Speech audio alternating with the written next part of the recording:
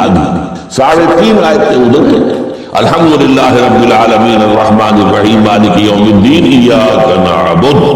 अब वाव आ गया, ये वाव ऐसे है जैसे कि आप तराजू को पकड़ते हैं मुट्ठ उसकी जो है। अब 3.5 आयतें हैं, वइय्याका नस्तईन इहदिनस सिरातल मुस्तकीम सिरातल लज़ीना अनअमता अलैहिम गैरिल मग़दूबि अलैहिम वलद्दाल्लीन। ये जो मरकजी आयत है इसमें 2 बातों का जिक्र है।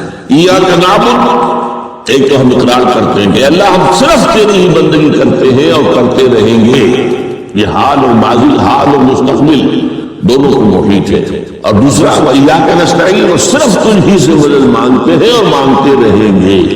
ये गोया के दीन का एक मरकजी नुक्ता है, जो सलात का मरकजी नुक्ता है वही दरहकीकत दीन का मरकजी नुक्ता। अब हम इस पर गौर कर चुके हैं। 40 नबवी की हदीस नंबर 3 जो है वो इस पर है, इय्याका नअबुदु। उसमें गुफ्तगू हो चुकी है तफसील से कि इबादत का तस्वुर क्या है, जिसके लिए इंसान को पैदा किया गया। वमा खलक़तुल जिन्ना वल इंसा इल्ला लियअबुदून। और तमाम रसूलों की दावत का मरकज़ी नुक्ता अल्लाह मा लकुम मिन इलाहिन गैरुहु। जिंदगी आमद बराए बंदगी, जिंदगी बेबंदगी शर्त। और उसमें जो कंफ्यूजन हमने पैदा कर दिया है कि इबादत को इबादात के मुतरादिफ करार दे दिया। नमाज, रोजा, हज, ज़कात ये इबादात है।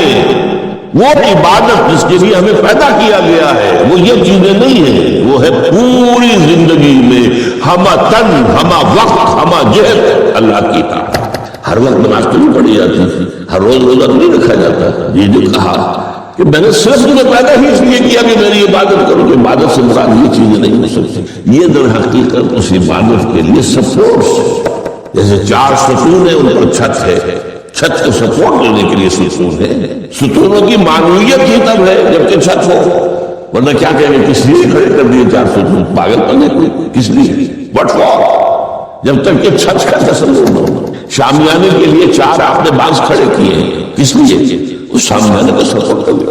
तो अब उसमें जो मजमून आया वो यहाँ भी आ गया इस हदीस में, तो कुरान मजीद की आयत में इय्याका नअबुदु व इय्याका नस्तईन। ये है दूसरी बात जिस पर कि आज की हमारी मरकज़ी जो मजमून है वो ये हदीस, तुझ ही से मदद मांगते हैं और मांगते रहेंगे। अल्लाह ताला से मदद मांगना, अब आप ये समझिए कि मदद जो मांगी जाती है मुख्तलिफ अल्फाज इस्तेमाल हो सकते हैं। इस्तिआनत वो इस हदीस में भी आया, कुरान में भी आया, सूरह फातिहा में इय्याका नस्तईन। इस्तिमदाद मदद तलब करना, इस्तिंसार नुसरत मांगना, इस्तिदआ कोई दुआ करना किसी काम के लिए, इस्तिगासा किसी की दुआई देना, ये तमाम एक कबील की चीजें हैं, इनको जमा कर दीजिए इस्तिआनत। अब इस्तिआनत एक तो है आम मादी दुनिया के उसूल के अंदर अंदर, मैं किसी कहूँ भाई मुझे जरा पानी पिला देना, ये भी इस्तिआनत ही हुई ना, मैंने अपनी एक जरूरत को पूरा करने के लिए उसे मदद चाहिए, इसमें कोई शुल्क नहीं, कोई बुराई नहीं। मालूम है ये आम मादी कवानीन के तहत होगा। ये अलग बात है कि हुजूर के बारे में आता है सल्लल्लाहु अलैहि वसल्लम कि आप कभी ऐसे काम के लिए नहीं किसी को नहीं कहते थे, यहाँ तक कि अगर आप सवारी पर होते थे और आपका जो घोड़ा है वो नीचे गिर गया तो आप अपनी सवारी को बिठा कर या उतर कर खुद घोड़ा उठाते थे, किसी से कहते नहीं थे कि मुझे जरा उठाता। तो ये इस्तिदा, इस्तिआनत, इस्तिमदाद, इसमें एक दर्जे हैं, बड़े ऊंचे ऊंचे दर्जे भी हैं, लेकिन आम हालात में हम मादवी कवानीन के तहत अगर कोई मदद चाहे किसी से तो कोई बुरी बात नहीं, इसमें कोई शिर्क नहीं, इसमें कोई कुफ्र नहीं। अगर चिबास हजरात के नजदीक इसका एक दर्जा है वो मैं बाद में बयान करूंगा।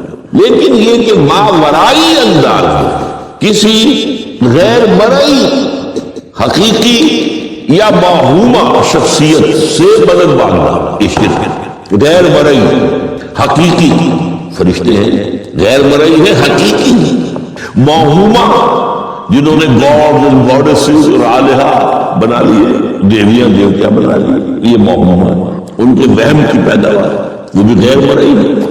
उनकी उन्होंने तस्वीरें बना दी है पूजने के लिए, लेकिन वो ये कहते हैं ये तस्वीरें जो हमने बनाई है या ये मुजस्समे बनाए हैं, वो बनाए हैं ये सिर्फ तवज्जो के इंतकाल के लिए है, ताकि पूरा मुराकबा कर सके, हम अपनी तवज्जो को मरकूज कर सके। हमें भी पता है कि इन मुद्दों में कुछ नहीं है, ایک عام ہندو ہے بیچارہ، عام جاہل دیہاتی، وہ تو یہی سمجھتا ہوگا کہ اسی میں ہے سب کچھ، اس بدھی کے اندر ہے.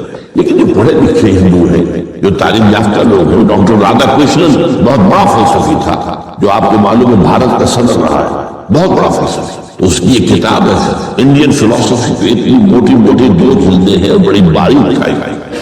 اس میں اس نے کہا کہ ہم بتوں میں کچھ نہیں سمجھتے، یہ تو صرف کنسنٹریشن، توجہ کو مرکوز کرنے کے لیے ہم نے ان کو بنا لیا ہے، تاکہ ان کے ساتھ ایک ذہنی اور روحانی رشتہ قائم کرنے کے لیے اپنی توجہات کو مرکوز کر سکتے. بہرحال یہ میں نے بتایا، ایک ہے غیر مرئی حقیقی، ایک ہے غیر مرئی موہومہ.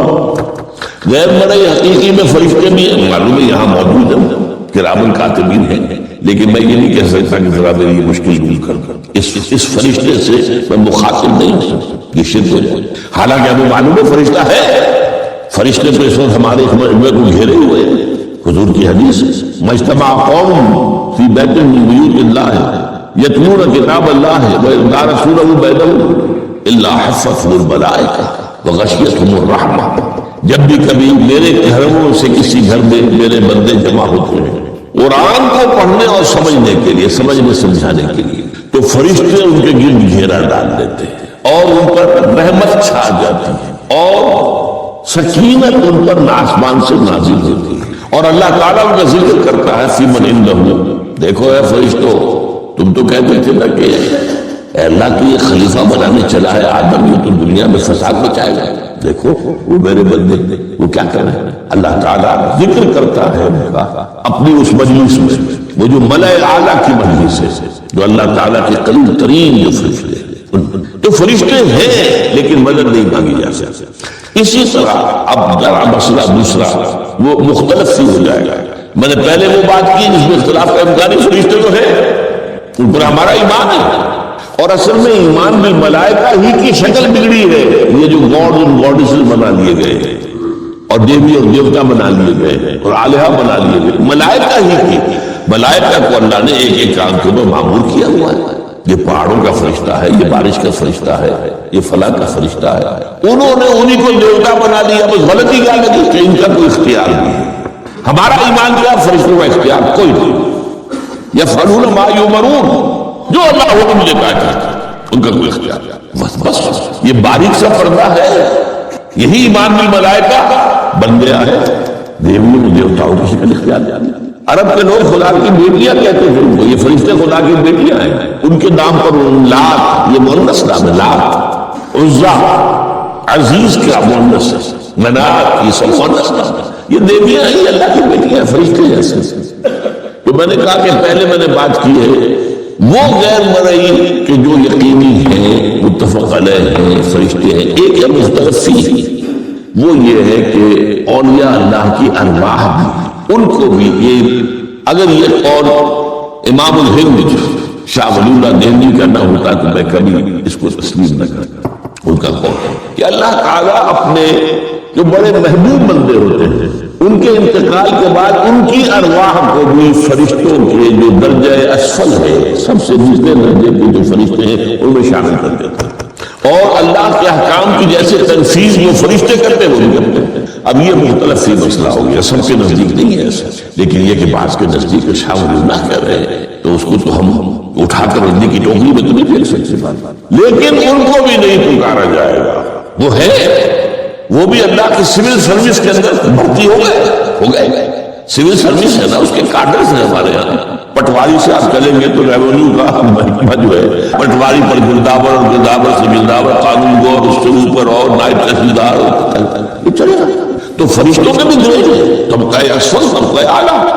تو اگر اللہ تعالیٰ اپنے نیک بندوں کی ارواح کو بھی اس میں شامل کر دے تو ہمیں کیا اعتراض ہے؟ اور اس کو ماننے سے کوئی شرک لازم نہیں آئے گا. ہاں انہیں پکارو گے تو شرک لازم آئے گا. بات سمجھ رہے ہیں؟ باریک فرق. فرشتوں کو مانتے ہیں، پکار نہیں سکتے، مدد نہیں مان سکتے. اسی طریقے سے ان کو آپ مانتے بھی ہوں گے کہ وہ ملائکہ کی آخری صف میں ان کو بھی اللہ نے بھرتی کر لیا ہے تو ٹھیک ہے. لیکن یہ کہ آپ اختلاف کریں، اختلاف بھی کر سکتے ہیں کہ اتنی بڑی بات کے لیے کوئی دلیل قرآن مجید سے ہمیں نہیں ملتی. فرض کیجیے کوئی شخص کہتا ہے، لیکن یہ کہ ایک قول ہے، ایک محدث کا ہے، لیکن درجات فرق جو بتا رہا ہوں ان کو یہ مان لینا کہ فرض کیجیے شیخ عبد القادر جو ہے بغدادی گیلانی رحمۃ اللہ علیہ، ان کی روح اب کہیں آ سکتی ہے، ارواح آ سکتی ہے، جیسے ملائکہ آ سکتی ہے، روح محمد صلی اللہ علیہ وسلم آ سکتی ہے، لیکن ہم اس وقت محمد کو پکاریں گے نہیں، پکارا تو شرک ہو جائے گا، دعوت جب دعا کی تو شرک ہو جائے گا۔ تو یہ ذرا باریک سا فرق ہے جو ہمارے ہاں اس فرق کو نہ سمجھنے کی وجہ سے ہی یا تو انکار کر دیتے سرے سے روح آئی نہیں سکتی، اور یا یہ کہ پھر ان سے دعائیں اور استدعاء اور استغاثہ، تو یہ دونوں میں جو ہے انتہا ہو جاتا ہے۔ اچھا، دنیا کے قانون کے تحت جو میں نے کہا تھا میں بتاؤں گا کہ اس کا بھی ایک مرتبہ ہے۔ آپ نے کسی شخص سے ایک کام کے لیے کہا، وہ کام دنیا کے قوانین کے تحت ہے، فرض کیجیے آپ کسی سے کہتے ہیں میری فلاں جگہ پر سفارش کر دیجیے، میرا یہ مسئلہ ہے 100% درست ہے، لیکن یہ کہ فرض کیجیے کہ میرا جو مدعا علیہ ہے یا جو میرا رد مقابل ہے وہ چرب زبان ہے زیادہ، یعنی اس نے کوئی لمبی چوڑی سفارش جو ہے فراہم کر دی ہے، تو آپ بھی میری بات رکھ لیں۔ قرآن مجید میں آیا ہے سورہ نساء من یشفع شفاعۃ الحسنۃ، اچھی شفاعت کرنا صحیح بات، تو اس کے اندر اللہ تعالیٰ نے اجر و ثواب رکھا ہے۔ اب آپ نے ایک دفعہ کہا اس نے نہیں کیا، دوسری دفعہ کہا نہیں کیا، پھر کہا، تو یہ میں ایک بزرگ کا قول آپ کو بتا رہا ہوں کہ یہ شرک ہو جائے۔ ایک دفعہ کہا ٹھیک ہے یہ سوال ہے، دوسری دفعہ کہا یہ بھی چلیے معاف، اب تیسری دفعہ، اس کا مطلب یہ کہ آپ نے یہ بات سمجھ لی ہے کہ آپ کا خیر اسی کے ہاتھ میں ہے اور یہ شرک خفی ہو جائے گا۔ ٹھیک ہے، آپ نے کہا اگر وہ کر دے کوئی اعتراض نہیں، تو یہ باتیں بھی سمجھنے کی ہے، کیونکہ آدمی جو ہے اگر پیچھے پڑ جاتا ہے کہتا رہتا مطلب معلوم ہوا کہ اس کے ذہن میں یہ بات بیٹھ گئی ہے کہ تمہارا خیر جو ہے، تمہاری بھلائی اسی کے ہاتھ میں۔ بہرحال اس تبہید کے بعد اب ہم پڑھ رہے ہیں، حضرت ابن عباس فرماتے ہیں رضی اللہ تعالیٰ عنہ، کنت خلف النبی یوم صلی اللہ علیہ وسلم، ایک دن میں حضور کے پیچھے تھا۔ اب پیچھے ہونے سے کیا مراد ہے؟ گمان غالب یہ ہے کہ سواری پر، جس کو ردیف بھی کہتے ہیں، واللہ عالم یہ بھی ہو سکتا ہے کہ چلتے ہوئے پیچھے چل رہے ہیں ادب کے ساتھ، چچا زاد بھائی ہیں لیکن عمر میں تو بہت چھوٹے ہیں، نوجوان۔ اس کیفیت میں حضور نے اب ان سے خطاب کیا، یا غلام، اے نوجوان، اے لڑکے اے لڑکے، وعلمک کلمات، میں تمہیں تلقین کرتا ہوں چند کلمات۔ اب یہ ہے حضور کا طریقہ تربیت و تعلیم و تزکیہ۔ وہاں کو مدرسے نہیں تھے، وہاں کو درس کی محفلیں تو نہیں ہوتی، محفل تو ایک ہی ہوتی تھی ہفتے میں، وہ جمعے کا اجتماع ہے، باقی حضور کی صحبت ہے، فجر کی نماز کے بعد بھی آپ بیٹھے ہیں، صحابہ بھی بیٹھ گئے ہیں، کچھ گفتگو ہو رہی ہے، اسی میں تربیت، اسی میں تعلیم، اسی میں تزکیہ۔ وہ علیحدہ ذکر کے حلقے جو ہے وہ ضربے مارنے کے لیے یہ تو نہیں تھے، یہ تو بات کی ایجاد ہے، تو سب مانتے ہیں کہ یہ بات کی ایجاد ہے، یہ مصنوعی چیزیں نہیں۔ بہرحال حضور نے اے لڑکے یا اے بیٹے، جو بھی آپ اس کا ترجمہ کریں، میں تمہیں چند باتیں سکھاتا ہوں۔ مطلب کیا ہے؟ وعلمک کلمات، توجہ سے سنو، غور سے سنو، حفظ جان بنا دو۔ احفظ اللہ یحفظک، پہلا کلمہ، اللہ کی حفاظت کرو وہ تمہاری حفاظت کرے گا۔ اب اس سے مراد کیا ہے؟ عام طور پر سمجھا گیا ہے کہ اللہ کے احکام کی حفاظت کرو، کوئی حکم ٹوٹنے نہ پائے، وہ تمہاری حفاظت کرے گا۔ اور ایک مفہوم یہ بھی ہو سکتا ہے، اللہ کو اپنے دل میں محفوظ رکھو، اس کی یاد سے اس دل کو، اس خانہ قلب کو خالی نہ ہونے دو، مستحضر رکھو اللہ کو اپنے دل میں، تو اللہ تمہاری حفاظت کرے گا، اللہ تمہیں یاد رکھے گا۔ اور حدیث قدسی میں یہ الفاظ آئے، میرا بندہ جب مجھے اپنے دل میں یاد کرتا ہے میں بھی اسے اپنے دل میں یاد کرتا ہوں۔ جب میرا بندہ کسی محفل میں میرا ذکر کرتا ہے میں اس سے کہیں بہتر محفل میں اس کا ذکر کرتا ہوں۔ اللہ کی محفل تو ملائے اعلیٰ کی ہے، ملائکہ مقربین کی ہے۔ وہ جو امیر خسرو کا شعر ہے وہ پتہ نہیں کس کیفیت میں انہوں نے کہا ہے، خدا خود میر محفل بود اندر لامکان خسرو، محمد شب محفل بود شب جائے کہ من بودم۔ اے خسرو، رات میں جہاں تھا وہ رات کوئی کیفیت تھی جو گزری ہے، وہ ایک لامکان کی محفل تھی۔ اب مکان نہیں ہے، لامکان ہے، مادی نہیں ہے، وہ اس کی محفل میں میر محفل اللہ تھا اور شب محفل محمد صلی اللہ علیہ وسلم۔ خدا خود میر محفل بود اندر لامکان خسرو، محمد شب محفل بود شب جائے کہ من۔ بہرحال اللہ کو تم اپنے دل میں مستحضر رکھو، اللہ تعالیٰ تمہیں بھی یاد رکھے گا۔ دوبارہ فرمایا، احفظ اللہ تجدہ امامک تجاہک، اللہ کو یاد رکھو تو اپنے سامنے موجود پاؤ گے، جب چاہو دعا کرو۔ وہ جو بات کہا ہے کہ دل میں ہے، جب چاہو مخاطب میں رکھو، دل کے آئینے میں ہے تصویر یاد، جب ذرا گردن چکائی دیکھی کہیں دور تو نہیں، نحن اقرب الیہ من حبل الورید، تمہارے دل میں اللہ ہے، تو کہاں جا رہا ہے اس کو ڈھونڈنے کے لیے؟ اپنے دل میں۔ وہ جو بے دل نے کہا ہے ستم استگر حوست کشد کہ بے سیر سر سمندرا تجھے اونچا کم نہ دمیدہ در دل کشا بچمندرا۔ بڑے ستم کی بات ہے کہ تمہارا دل کہتا ہے چلو ذرا باغیچے میں چلو، پھولوں کی سیر کرو، یہ گلاب کا پھول ہے، یہ موتیا ہے، یہ سیر ہے۔ ستم است، بڑے ستم کی بات ہے۔ کیوں بھی ستم کیا ہو گیا؟ ستم است اگر حوست کشد، تمہاری خواہش تمہیں کھینچتی ہے کہ بے سیر سر و سمندرا، سر و سمند ذرا ان کی سیر کرنے کے لیے آؤ، تجھے اونچا کم نظر، تو خود ایک اونچا ہے، تو خود ایک پھول ہے، اللہ کا بنایا ہوا اشرف المخلوقات، وہ اشرف المخلوقات سے بڑا کوئی پھول ہو سکتا ہے؟ تجھے اونچا کم نہ دمید ہے، در دل کشا، اپنے دل کا دروازہ کھولو، بچمن درا، اس کے اندر جو چمن آباد ہے وہ کیا ہے؟ روح ہے، دل مسکن ہے، قلب مسکن ہے روح کا۔ تو احفظ اللہ تجدہ امامک، یا تجاہت اپنے سامنے مضبوط ہو، اذا سالتا فاسأل اللہ۔ اب آ گیا وہ مرکز ہے۔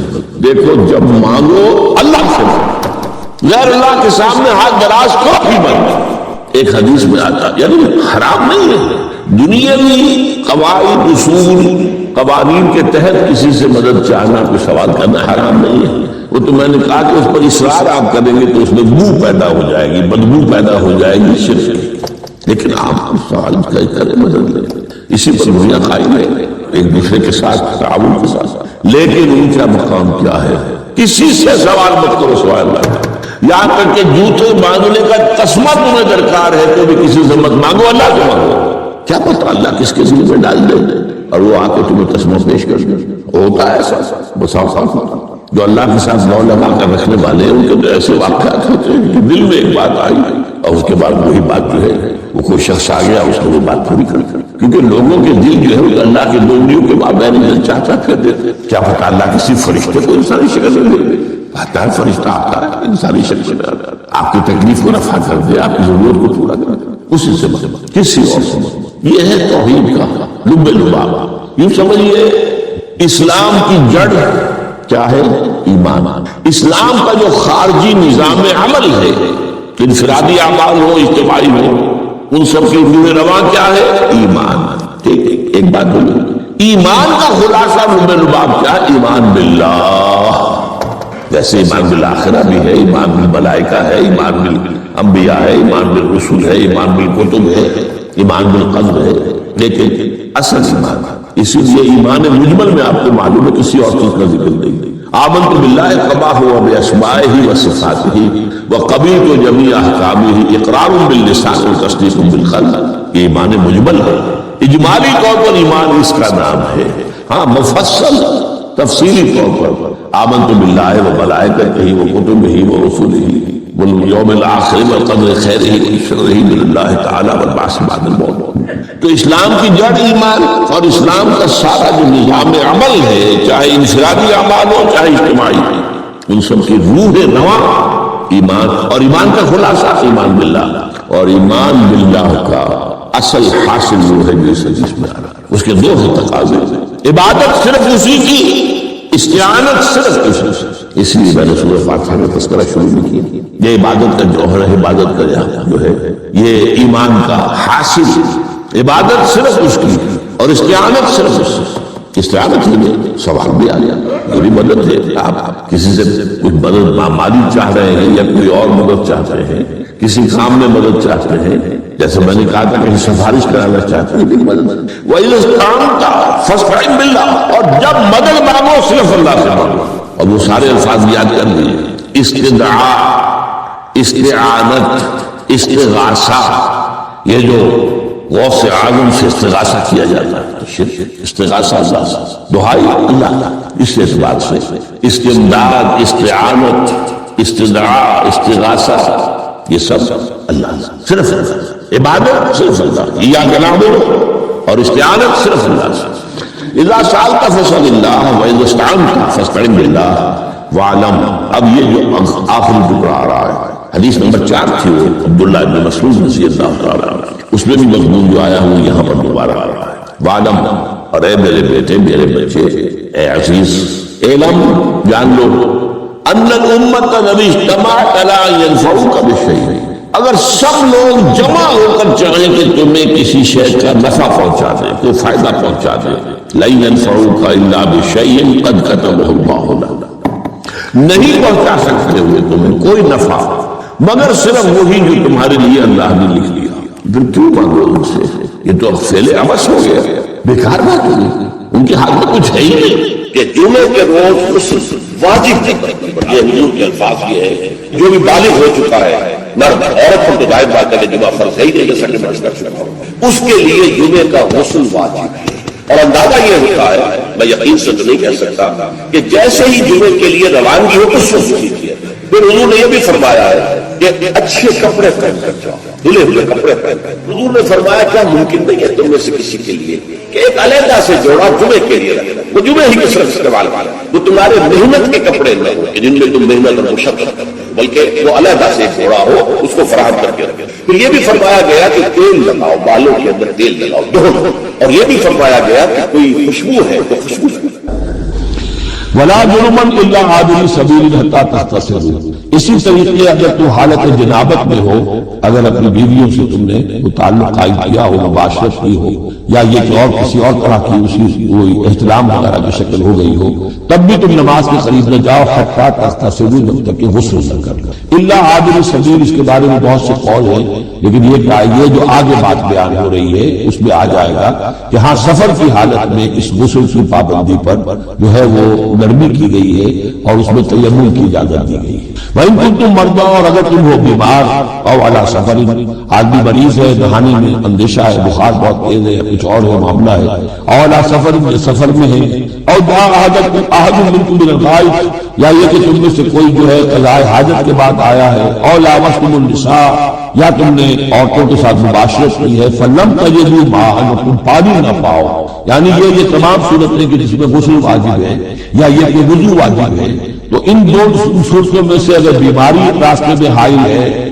سفر میں ہونے کی وجہ سے پانی نہیں ہے، یا کوئی اور وجہ ایسی ہے کہ پانی ہے دستیاب نہیں ہے، فتیمموا صعیدا طیبا، تو تیمم کر لیا کرو. لیکن تیمم کا جیسا کہ پہلے پڑھ چکے ہیں، میں نے بتایا تھا کہ قصد کرنا تیمم، فتیمموا صعیدا طیبا، پاک مٹی کا اس کا قصد کرو. فامسحوا بوجوہکم وایدیکم، ہمیں معلوم کرنے کے لیے کہ خلافت کا آپ نام لے رہے ہیں، اس سے مراد کیا ہے. تو وہی پھر گفتگو ہوئی کہ کانسٹیٹیوشنز کے اندر جو میکینزم رکھے گئے ہیں، چیکس اینڈ بیلنسز، اس نے کہا ہم تو یہ سمجھتے ہیں، ہم نے اپنا دستور اس بنیاد پر بنایا ہے کہ ہر شخص چور ہے، ہر شخص بے ایمان ہے، اور ہمیں اس کا سرجواب کرنا. بڑے سے بڑا آدمی ہو، بڑا نیک ہو، ایماندار ہو، اس کے بے ایمان ہونے میں دیر نہیں لگے. لہذا ہم نے تو اپنا دستور بنایا ہے کہ ہر جگہ پر چیکس ہو، بیلنسز ہو، اور کہیں بھی اختیار جو ہے اتنا نہ ہو جائے کہ کوئی شخص اگر بگڑ جائے تو اس کے ہاتھوں جو ہے وہ قوم کی اور ملک کی اور پوری ریاست کی مٹی پڑی پڑی. یہ اسلامی اصول نہیں. اسلامی اصول یہ ہے ابتداء آپ کا معاملہ کسی سے بھی ہو حسن ظن کے بنیاد پر، لیکن یہ کہ اگر اس نے آپ کے حسن ظن کو زخم پہنچائی، ٹھیس پہنچائی، ثابت کر دیا کہ میں حسن ظن کے قابل نہیں ہوں، اب آپ حسن ظن معاملہ کر سکتے ہیں. الحزم فی سوء الظن، یہ کہاوت احتیاط اسی میں ہے کہ سوء ظن سے کام لیا جائے، اس لیے کہ آدمی بچنا چاہتا ہے. لیکن جیسا کہ میں نے عرض کیا، ابتدا کرنا سوء ظن سے یہ اسلام میں پسندیدہ نہیں ہے. لیکن یہاں دیکھیے فرمایا اجتنبوا کثیرا من الظن، زیادہ ظن سے، ورنہ اس لیے کہ ظاہر بات ہے کہ ظن سے بالکل چھٹکارا تو ممکن نہیں. پچھلی نشست میں ایک صاحب نے سوال کیا تھا کہ شک میں اور ظن میں کیا فرق ہے. شک یہی ہے کہ ایک انسان کے بارے میں انسان سوچے کہ کہیں یہ کام نہ کر بیٹھے، میں اعتماد تو کر رہا ہوں، کہیں یہ میرے اس اعتماد کو ٹھیس نہ پہنچا. اور سوء ظن جو ہے وہ یہ ہے کہ انسان جو ہے بغیر کسی اسباب کے، بغیر کسی عوامل کے، کوئی سرکمسٹانشل ایویڈنس نہیں ہے اور خامخواہ کسی کے بارے میں برا دل قائم کر کے بیٹھ بیٹھ، وہ گویا کہ فیصلہ ہوتا ہے. سوء ظن جو ہے وہ فیصلہ ہو جاتا ہے کہ مجھے اس شخص کے ساتھ معاملہ سوء ظن کے ساتھ کرنا، یہ نہیں بتا شک کا پیدا ہو جانا. یہ کوئی بری بات نہیں ہے، انسان ذرا سا احتیاط کا پہلو محفوظ رکھنا. تو فرمایا یا ایھا الذین آمنوا اجتنبوا کثیرا من الظن ان بعض الظن اسم، یقیناً بہت سے ظن گناہ کے درجے میں آ جائے. آپ نے ایک شخص کے بارے میں رائے قائم کر لی یہ برا آدمی ہے، یہ غلط آدمی ہے، یہ تو میرے درپے ہے، میرا دشمن ہی ہے، میری جڑ کاٹتا ہی رہتا ہے. حالانکہ ایسا نہیں ہے. نتیجہ کیا ہوگا؟ آپ کا طرز عمل اپنے سوء ظن کی بنیاد پر ہو جائے گا. ہر وقت جو ہے آپ کے طرز عمل سے ظاہر ہوگا وہ سارا آپ کے اندر جو بھرا ہوا مواد ہے، اور اس سے ہو سکتا ہے دوسرے شخص کی خواب کا دل شکنی ہو، اس کے احساسات مجروح ہوں، اور تمہارے حصے میں اللہ کی طرف سے اللہ کی جانب سے اعمال نامے میں گناہ کا اطلاع ہے. ایک شخص کے خلاف خواب کا اس نے سوء ظن کیا جبکہ اس کے لیے کوئی آثار نہیں ہے، اس کے لیے کوئی بنیاد نہیں. ان بعض الظن اسم، بعض ظن جو ہے وہ گناہ کے درجے کو پہنچ جاتا ہے. نمبر 2 بات جس سے روکا گیا اس آیت میں، ولا تجسسوا، تجسس. اب تجسس کیا ہے؟ چھان بین کرنا، تفتیش کرنا. ظاہر بات ہے کہ بعض معاملات میں تو یہ ہماری ضرورت ہے. تجسس سے ظاہر بات ہے کہ کوئی چارہ کاری نہیں ہے. آخر مجرموں کی تفتیش ہوتی ہے تو تجسس اس میں ہوتا ہے. ایک دوسرے کے ملک کی جاسوسی ہوتی ہے، وہ بھی در حقیقت اپنی حفاظت کے لیے ہوتی ہے کہ وہاں کیا کچھ تیاریاں ہو رہی ہیں تاکہ ہم وہ بندوبست کر سکیں اس کے طور پر. تو تجسس ہر حال میں برا نہیں. اسی طرح ایک بہت بڑا اخلاقی مسئلہ پیدا ہو گیا تھا جب جمع حدیث کا معاملہ شروع ہوا ہے. آپ کو معلوم ہے کہ حضور نے اپنے حیات طیبہ کے دوران تو احادیث کو لکھنے سے روکا. آپ کا حکم تھا لا تکتبوا عنی الا القرآن، مجھ سے کوئی شے نہ لکھو سوائے قرآن.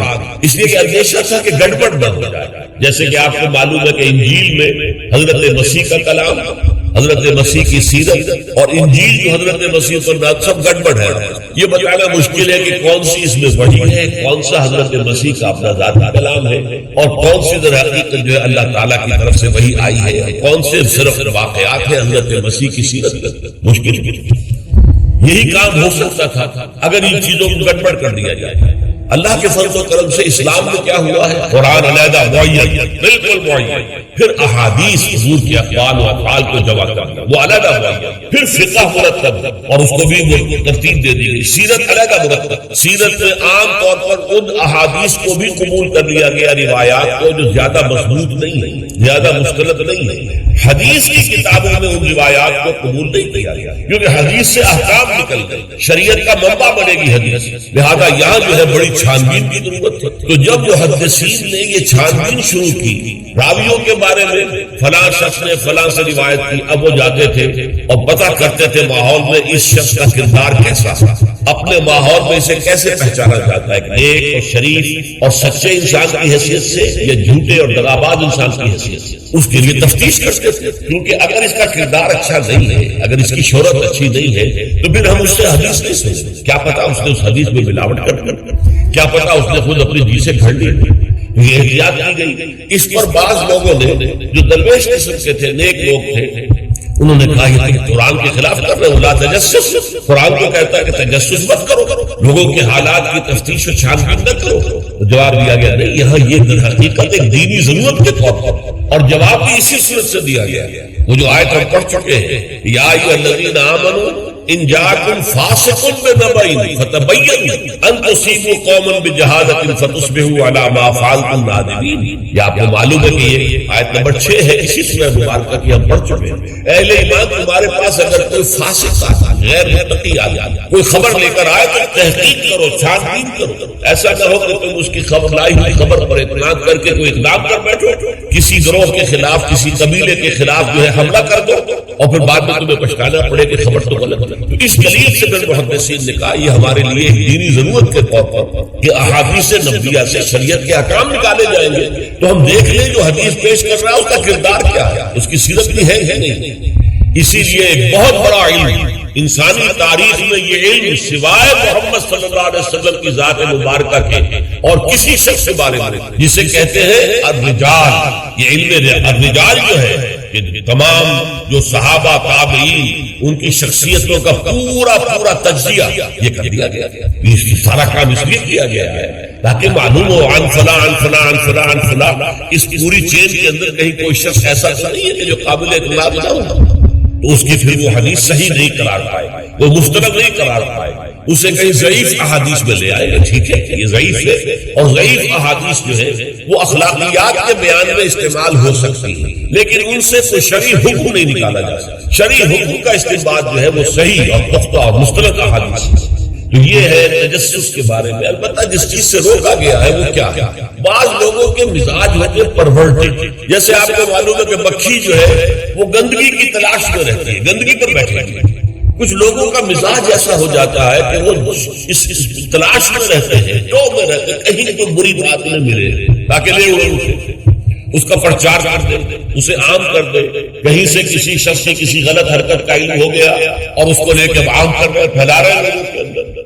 یہ جو ہے تجسس اس لیے کرنا کہ آپ کے ہاتھ میں کوئی سکینڈل بنانے کا کوئی مواد آ جائے، کوئی طریقہ ایسا ہو جائے۔ تو یہ جو مکھی کی ذہنیت اور مزاج رکھنے والے لوگ ہیں یہ ان کو روکا جا رہا ہے تجسس، بلکہ کہا گیا ہے کہ اگر تمہارے کسی بھائی کا عیب تمہارے سامنے کھل جائے تو پردہ ڈالو۔ تم اگر دنیا میں اپنے کسی بھائی کے عیب کی پردہ پوشی کرو گے تو قیامت کے دن اللہ تعالیٰ تمہارے عیوب کی پردہ پوشی کرے گا، اور اگر تم دنیا میں اپنے بھائیوں کی پردہ دری کرو گے تو اللہ تعالیٰ تمہیں رسوا کرے گا تمام لوگوں کے سامنے قیامت۔ تو یہ تجسس جو ہے یہ ہو رہا ہے۔ بعض لوگوں کا مزاج ہوتا ہے یہ دو بھائی جو ہے ان میں کبھی جھگڑا نہیں ہوا، کیا بات ہے، اب وہ اندر جا کے ٹو لے رہے ہیں، کہیں سے کوئی مسئلہ نکال